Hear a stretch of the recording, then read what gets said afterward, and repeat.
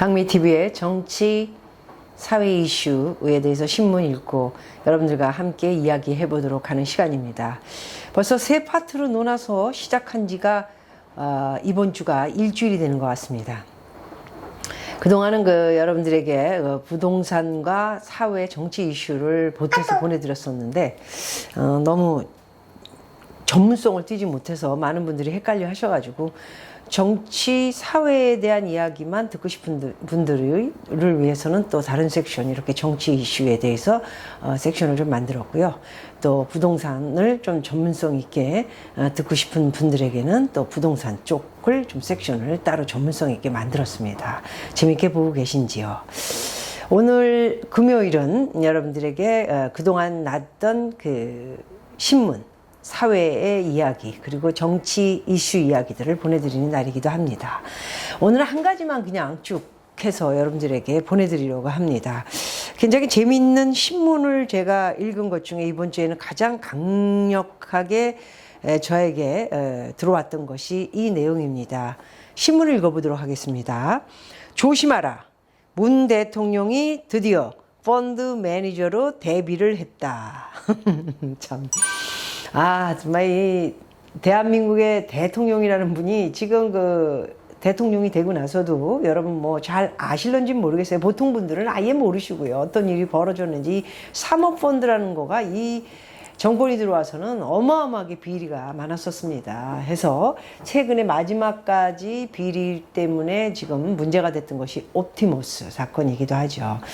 그 전에 뭐 라임 수사를 뭐 한다 안 한다 뭐 하고 손해본 사람도 되게 많은데 결과적인 거는 옵티머스나 사모펀드나 뭐 와가지고 난리들을 치고 그냥 몇 조 막 이렇게 되는 것들의 피해자들이 이제 뭐 가만히 있지 않겠다 뭐 이렇게 나오니까 또 겁을 먹고는 원금 보장은 좀 해줘라 뭐 이런 이야기로 지금 흘러나오면서 현재까지는 제가 아는 사람도 돈을 받지는 못하고요. 그냥 그거에 한가닥 희망을 걸고 있는 것으로 제가 알고 있습니다. 얼마나 많은 또 사모펀드 문제가 있었는지 여러분들은 기억을 하실런지 모르겠습니다. 조국 사건 중에 하나도 사모펀드 문제죠. 조국도 뭐 한번 그런 거 너도 나도 다 아는데 나라고 못하겠느냐, 이거 해가지고 나도 좀 떼돈 좀 벌겠다 뭐 이런 계산이 좀 들어가지 않았느냐 하는 그 신문 보도를 읽었을 때 이 정부 있어서는 해먹는 게 전부 이 사모펀드가 제일 쉬운가 봅니다. 그런데 이게 머리가 좋아야 되는데 이게 흐지부지 나중에 보면은 다 돈을 잃거나 사실 구속되거나 아니면 사기로 이렇게 드러나는 일들을 봤을 적에는 그다지 머리가 좋은 사람들은 아닌 것 같습니다. 감쪽같이 해먹을 수 있을 줄 알고 시작을 했던 것들이 전부 드러나면서 처음에 시작된 것은 신라젠. 신라젠 사태가 굉장히 심각했고요. 지금 뭐 실체도 없는 그런 이름만 하나 가지고 있는 신라젠은 연명을 하고 있기는 하지만은 이것도 아마 정권이 바뀌면 마지막에 어떤 모습으로 변화가 될지 참 궁금하기도 합니다. 어쨌든 마지막까지 지금 1년 반, 좀 뭐 대선 후보자들이 나오면 이제 1년 남았다고 볼 수 있는데 이 정권의 대통령께서는 또 이런 펀드, 뉴딜 펀드를 가지고 나와가지고 뭐 이야기를 실체도 없는 어디다가 투자를 해서 너희들이 손해를 보면, 만일에 손해를 보게 된다면 정부에서 전부 원금 손실되는 걸 다 갚아주겠다 이런 말을 했다가 조금 발을 빼는 듯한 모습을 보여주고도 있죠. 여러분들 절대 뉴딜 펀드라는 이런 실체도 없는 이런 것들에 대해서 궁금하게 생각하실 필요도 없고요. 나중에 1년 반 후에 피눈물을 흘리면서 땅을 칠 수도 있으니까 조심하셔야 된다라는 말씀을 먼저 드리고요. 이 문제에 대해서 얼마나 문제가 있으면 홍콩계에 있는 이 증권사의 유명한 폴이라는 사람이 이런 얘기를 총대를 메고 썼을까 합니다. 이렇게 정말 충성심이 강한 사람이 대한민국에는 없기 때문에 대한민국의 대통령이라는 분이 사모펀드 얘기를 하고 펀드 얘기를 해도 아무도 입을 다 보니까 자기가 이런 얘기를 해도 잘못을 하고 있다 생각하지 않는 것이죠. 그만큼 우리나라는 지금 간신의 나라가 됐기 때문에 간신들이 이어가는, 간신에 의해서 그 위에 윗대가리가 내가 정말 최고로 잘하고 있구나 이런 착각을 하게끔 만드는 그런 나라가 됐다 이렇게 볼 수가 있을 것 같습니다. 신문을 읽어보도록 하겠습니다. 조선일보에 난 기사인데요. 세금으로 손실을 보존하는 펀드, 시장 원리를 무시했을 뿐만이 아니라 권력을 사용해 시장을 조작하는 행위다. 경악을 금치 못하겠다. 엄청난 인터뷰를 했네요. 이걸 읽은 대통령이라는 분은 어떤 생각을 할까요? 아무 생각이 없겠죠. 왜? 제대로 뭘 알고 있는 게 하나라도 있는가 의심이 나는 게 지금 한두 가지가 아니기 때문에 누군가에 의해서 또 간신에 의해서 이거는 이제 마지막 하고 끝날 수 있는 우리들의 마지막 이렇게 심하게 얘기하면 좀 조심해야 되기 때문에 요즘 떡밥이 될 수도 있습니다. 해가지고 이런 일을 지금 저지르게 된 거 아닌가. 어떻게 대통령 머리에서 이게 나겠습니까? 저는 그렇게 생각합니다. 외국계 증권사가 문재인 대통령이 지난 3일 발표한 뉴딜 펀드를 강도 높게 비판하는 보고서를 냈다.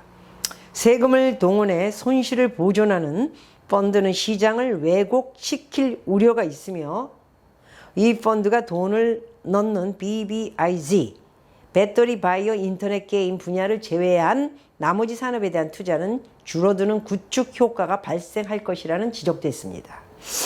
이 사람은 바로 홍콩계 증권사인 CLSA 서울 지점의 폴 최 리서치 센터장과 미나 김 연구원은 7일 문재인 대통령이 펀드 매니저로 데뷔했다. 이런 내용입니다. 네. Moon's debuts as a fund manager. 이런 영어 제목을 달았네요. 제목에 한국 관련 투자 전략 보고서를 냈고요. 보고서는 문재인 정부의 뉴딜 정책 펀드는 이미 크게 오른 업종을 더 끌어올리기 위해 기름을 끼얹는 격이다. 정부는 버블 조장에 앞장섰고 우리는 모두 버블이 어떻게 끝나는지 알고 있다고 비판을 했다. 펀드 매니저, 최고의 펀드 매니저들이 이 정도 모르면 뭐 때문에 공부를 했을까요?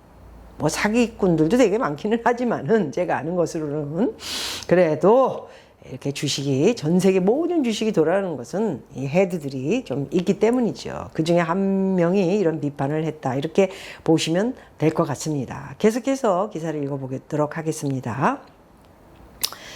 그러면서 펀드 매니저들이여 조심하라. 당신의 대통령은 대한민국이죠. 대한민국 대통령 문재인은 당신의 경쟁자다. 펀드 매니저들의 경쟁자가 됐군요. 대한민국 대통령이 그렇게 할 일이 없나요? 뉴딜의 펀드를 조성하는데 몇십조를 할 거니까 나를 믿고 따르라. 손실이 오면은 내가 원금 보장해 줄 테니까 걱정 말고 나를 따르라.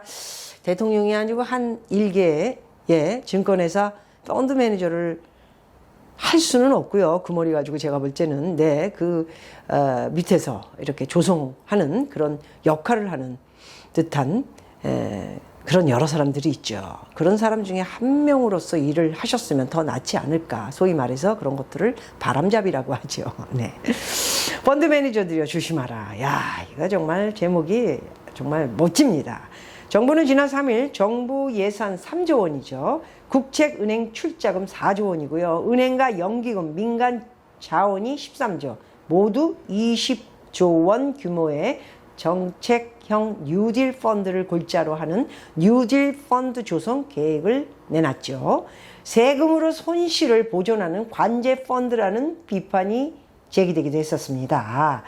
CLSA는 문재인 정부는 뉴딜 펀드가 시중의 유동성을 생산적인 곳으로 이동시켜 부동산 가격을 멈출 수 있을 뿐만 아니라 국민에게 자본 이익을 챙겨줌으로써 표도 챙기는 일석이조의 효과를 기대하는 것 같다. 이런 식으로 꼬집어 발언을 했네요. 정부의 직접적인 시장 개입에 경악을 금치 못하겠다. 정말 놀랄 일이죠. 홍콩, 미국 이런 자유시장에서는 있을 수도 없는 자기가 좋다고 돈을 벌기 위해서 투자한 곳에 돈을 잃게 돼도 모든 돈을 원금을 돌려주는 말하자면 공산주의적인 사고방식의 정책을 쓰는 건가요? 아마도 공산주의 정책은 국영 정책을 쓴다 하더라도 뭐 개인들이 조금 모아놓은 돈 가지고 뭐 이렇게 했다가 손실이 되면 나몰라라고 입 닦는 것이 공산주의 정책 아닌가 합니다. 최근에 시진핑 모습을 봐도 우리나라는 청정지역이다. 제로의 코로나. 세계 모든 사람이 믿질 않고 있습니다. Can't believe 시진핑 이러고 있는데 혼자만 청정지역이다. 중국은 어이가 없는 그런 정말 독재 정권의 우두머리들을 보면은 정말 이 인간들을 또 떠받치고 있는 그 국민들이 대다수가 있기 때문에 돌아가는 게 아닌가 생각합니다. 그 나물에 그 나물이죠.